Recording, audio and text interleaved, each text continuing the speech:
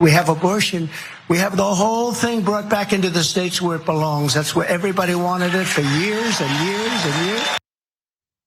Again, that's not where everybody wanted it. And you guys, you know that, you knew that you couldn't win the argument. And so you sent it to the states where many states have outlawed it. And so we now have a situation, I should say, where some of America is civilized. And when you live there, you have control over what happens to your body. And in some places, we're not civilized and you don't have control. The state decides what happens to your body. And it turns out that when you set up a system where there's those two different sorts of states, people make decisions about where to live based on that. And that's what we're finding now. So the Government Accountability Office, they did this analysis of 55 different studies. And they found some pretty fascinating stuff. One study found that states with abortion bans saw their populations decrease by over 4 people per 10,000 people. Another study concluded that women with at least a college education were 7% less likely to live in states with abortion bans than in states that do not restrict access to the procedure. That change was consistent for women all the way from age 20 to 50. The GAO report also found that women in states with abortion bans faced worse financial outcomes than women in the states that do not restrict or prohibit abortions, which, if that ever becomes nationwide news, might lead to a bigger than 7% difference in whether they want to live there or not. For instance, the report found that women in states with abortion bans were more likely to receive public benefits like temporary assistance for needy families, supplemental nutrition assistance programs, that's food stamps and that sort of thing, special supplemental nutrition program for women, infants and children as well.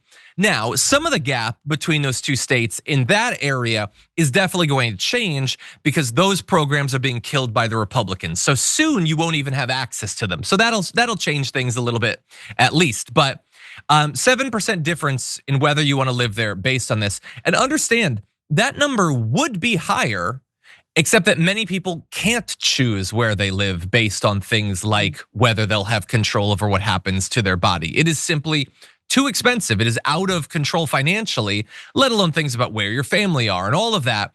So lots more people would like to leave these uncivilized states. But as of right now, it is still having a consequence. It's having an effect on who actually ends up living there. And the interesting thing is all of this outlawing of abortion, what it hasn't done is actually lower the number of abortions.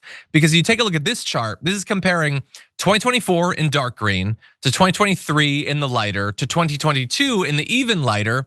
And you can see that the number of abortions per year is still going up.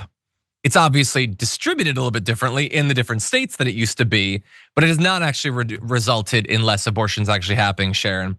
So we've thrown a lot of different consequences out there. What do you make of this?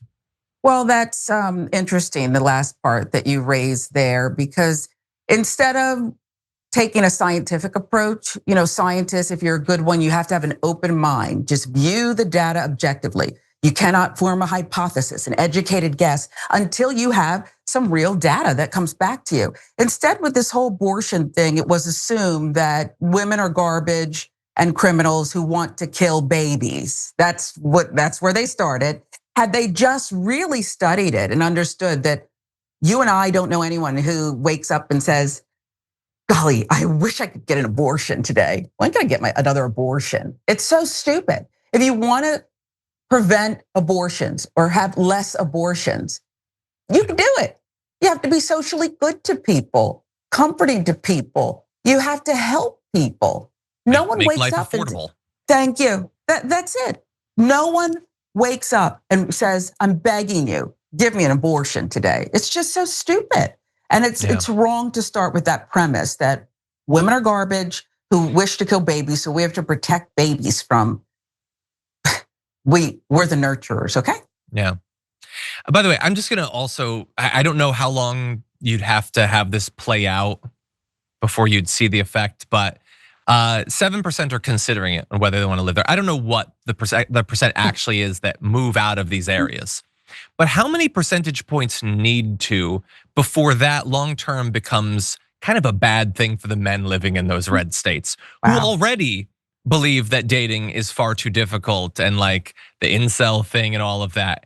And now they're making their states inhospitable to women, driving them away, which admittedly is gonna make things a little bit easier dating-wise for men in the blue areas, I guess, that they'll be moving to. But this feels a little bit self-destructive. Maybe you want to think about this before you go in this direction.